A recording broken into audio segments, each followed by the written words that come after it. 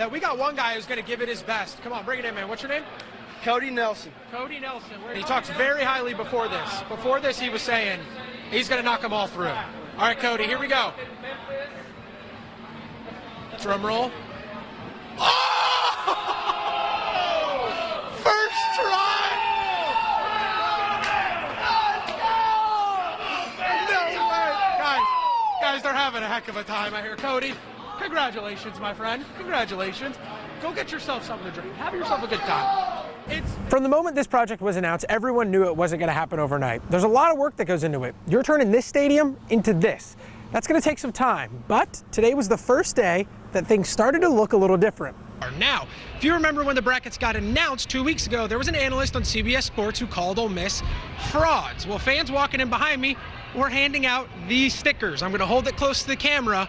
Frauds, something the fan base and the coaching staff has really dove into, saying no one believes them. They don't think they can win. We're going to find out in just about an hour, guys. We're going to have more updates coming up on Action News 5 at 10 o'clock tonight. But for now in Atlanta, Griffin DeMarrais, Action News 5. The Memphis Tigers looking to become bowl eligible this season and keep their playoff hopes alive, but it was a tall task facing a North Texas team that has been putting up 40 points a game. Let me tell you, this one did not disappoint. Let's head to Simmons Bank Liberty Stadium under the lights, and it was a shootout early. First drive of the game. Seth Hennigan says, I'll keep it myself. Trots through the right side, and for 6, Tigers go up early. Let me tell you, it would not last for long. First play for the Mean Green, DT Sheffield. Corinth native gets the ball on the sweep, nasty stiff arm, and he is gone. 75 yards to the house on their first offensive play. We are all tied up. Next, Tigers drive. They go right down the field and get one of their own. Mario Anderson walks it in from 5 yards out. Blows a nice little kiss to the fans up front. Tigers go up 14-7. Still in the first quarter. First play of the next drive for North Texas. Guess who? DT Sheffield again, this time through the air. He makes the grab, turns on the burners. 2 plays, 2 touchdowns. Mean Green tied up 14-all. After a Memphis 3-and-out, UNT gets the ball back. Morris hands it to Shane Porter off the right side, right down Broadway. He strolls in for 7. Mean Green would go up 21-7. Now to the second quarter, first and goal. Brandon Thomas says, I want in on the action. He gets in from 1 yard out. We're all tied up at 21. UNT on the move again. Chandler Morris calls his own number up the middle, and that ball is out. Like a pack of tigers, they pounce on it. Memphis takes over with great field position. On the very next play, what else would happen in this game, right? Mario Anderson says, you know what, Kelly? He's got a date with the end zone. You don't want to be late for it. One move to the house. Tigers would go up 28-24 into the locker room. This game's actually still going on. It is now 52-44. Love it, Doc. They've been playing this game for over 100 years. First meeting way back in 1894, and today the two sides were another chapter in their never-ending story. It was homecoming at CBHS, and the Purple Wave looking to go to 5-2, while MUS looking to get things turned around. First drive, Owls moving the ball, but on 4th down, Brady Hughes rolls out incomplete. Purple Wave take over on downs. Christian Brothers' first drive, you're going to hear this name a lot. Get to know him. Ethan Johnson tells him, get off me. 1, 2, 3, 4, 5. Hit him with a little spin move, too. Can't bring him down 30 yards. 1st and 10 Wave later in the drive. You know what? Just give it to him again. Johnson, one cut right in near living room for 6. Wave up 7-0 early in the second. Now, next Owls drive. Hughes is going to be pressured. He's going to try to roll out right, but he is sacked by William Umstead. Owls, once again, forced to punt. Next, Purple Wave drive. As the great Doc Holliday says, ground game good, air game greater. Grant Groves with the dime to Javon Slayton, who trots in for 6. Christian Brothers up 14-0. Owls trying to get something going here. Wait to see this one. Hughes running left, makes a little move, going to the sideline. Whoop! Right over a Purple Wave defender, but it would lead to another punt. Brothers on the move once again. If it works, why stop? Another one cut. Johnson right down Broadway. He strolls in for 6. It is now 21-0 right before half. Less than a minute to go. Hughes trying to get something going for the Owls. He's going to dance. Look, look, look. Can't find anyone. Finds Kyle Snead over the middle. A first down celebration, but they're moving. Last play right before half. Hughes is going to be waiting for his guys to get in the end zone. That's not a good idea. Gets popped Umstead once again with the sack. We'd go into half 21-0. Second half, Owls with a little momentum trying to come back. First and goal, Hughes runs left. He punches it in, but it would be just too little, too late. Christian Brothers goes on to win 28-14. It's safe to say Ja Morant is no stranger to accolades. He's a two-time NBA All-Star, second-team All-NBA, NBA Rookie of the Year, and Most Improved Player. But today, at his alma mater, Murray State University, he received the ultimate honor of a lifetime. Thank you for everything you've done for this basketball program. Thank you for everything you've done for this university. And I think, again, speak for everybody in this building. Thank you for everything you've done for all of us as Murray State fans.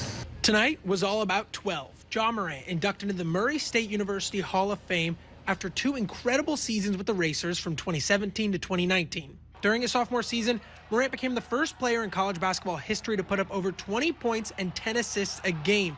And at today's ceremony, he talked about his favorite memory as a Racer.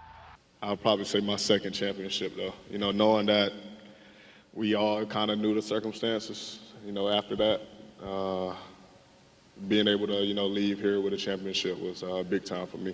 The crowd in Murray tonight, star-studded. Grizzlies head coach Taylor Jenkins and general manager Zach Kleiman both made the trip, as Jenkins said this was something he would never miss. And he knows how much he means to us, and we all came out here in full force to be here to show him how much we care about him, and we're so excited about, you know, the future, you know, with him, the Grizzlies, everything that we've been building the last 5 years, and he knows how important he is to us. So tonight's the night to celebrate that.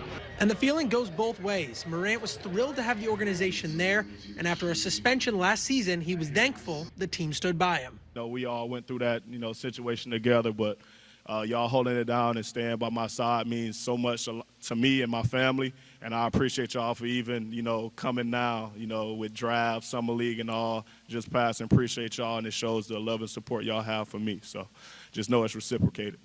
Another Murray State legend and Memphis native Campaign showed up to support 12 and talked highly about the work he does in the 901. It's pretty cool to see Ja, like, change Memphis all the way from when Mike Conley and Tony Allen was doing their thing, and now Ja came and kind of gave them new life. And, man, that's what's so special coming from Murray State. And Ja's message to the current Racer team was simple.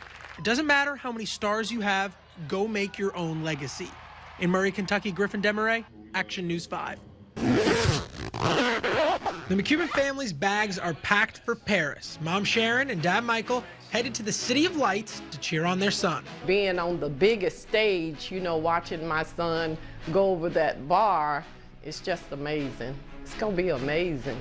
Welcome to Abbeville, Mississippi, a town of just under 400 people and home to Olympic high jumper Shelby McEwen, who's been catching air since he was a kid. I feel like jumping off hay, jumping on trampolines, shooting basketball on a light pole with a wooden backboard. Shelby's high jumps first started on the hardwood. He played basketball in school, and his mom said early on she knew he was incredible. 7th grade is when he dunked the basketball first, and he was like maybe 5'11", and that's when I definitely knew that he was different and he was special. But for Shelby, it was not until a dunk contest in Vegas that he realized his ability. Decided to not do track my junior year and play AAU basketball. And when I went out to Vegas and took off from behind the free throw line back in 2014, that kind of made me realize, like, man, I got a huge jumping ability. And when you watch this video, you can understand why. This is Shelby in that dunk contest, taking off from the free throw line and then dancing because he just knew he won. But what he didn't know is that this would lead him to not 1, but 2 Olympic appearances. Shelby secured a ticket to the Tokyo Games in 2020, but came up short in competition. It really just never hit me because I feel like it's unfinished business. I want more. At this year's games in Paris, he'll have a little extra support in the stands, his family. I feel like it'll be like tears of joy because I do feel like I shed a few tears in that moment and still stay locked in at the same time. Family is something the McEwens hold close to their heart. Their street, named after Shelby, is filled with family members up and down the block. His dad, Michael, said when he hears Shelby talk so highly of where he came from, it makes him proud. That makes me feel great, man. I know that when he do like that, that makes me know I done something right. You know what I'm saying? He always have been a good kid, and when he put his head to something he want to do, he gonna do it. I mean, and like I told him, this the best of the best, so go get it done. I mean, go get your goal. And this will be Michael's first time out of the country, and he thanks his son and God for making it all possible. When you a two-time Olympian, hey, you can't get it no better than that, man. And now here I am going to the big stage, as you want to call it. I'm grateful. God is good. In Abbeville, on Shelby Lane, I'm Griffin DeMarrais, Action News 5. The Tigers get a clean sweep of the American Conference and punch their ticket to the NCAA tournament. Memphis takes down UAB 84-72 and secures a 5 seed in the Big Dance.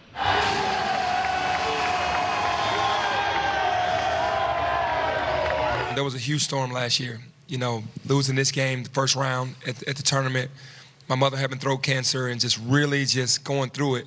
To be here now, happy, winning the regular season and the conference championship, man, I feel blessed and grateful for this situation. The Tigers reached the top of the mountain in the American Conference. After trailing by 3 at half, Memphis storms back to beat UAB for the 3rd time this season. Yeah, I want to say it's a blessing from God. I mean, we've been through a lot this whole year with each other, grinding it out, just been through a lot. And for us to come through and achieve what we always wanted to achieve back in the summer means a lot. And after punching that ticket, the Tigers were pleasantly surprised by the selection committee's seeding. Memphis securing a 5 seed in the West region, much higher than many projected. Benny said he's happy their resume was valued. We have one of the best resumes in the country. And it's hard to win games on this level. And when you win games, whether it's non-conference or whether it's in the AAC, it's tough. Nah, I mean, being a 5 seed, it's amazing. I mean, I seen like co-prediction, they had us 8, 9, but for us to be 5, all the hard work you put in to get there, it means a lot. But yeah, but job's not finished, though. And cutting down the nets were even more special for Tyrese Hunter, who went down with a foot injury yesterday, one of the many leaders Penny brought in this offseason that reshaped the squad. And we really targeted these young men. They responded to the bell every time. They showed that they really cared. We never lost 2 games in a row. It was, right back to where we needed to be every time we lost. And the leadership on this podium is what really carried us through all season. Penny said tonight they're going to soak this one in, but tomorrow the prep begins. Memphis is looking for just their 2nd NCAA tournament win in the last 10 years. In Fort Worth, Griffin DeMarrais, Action News 5.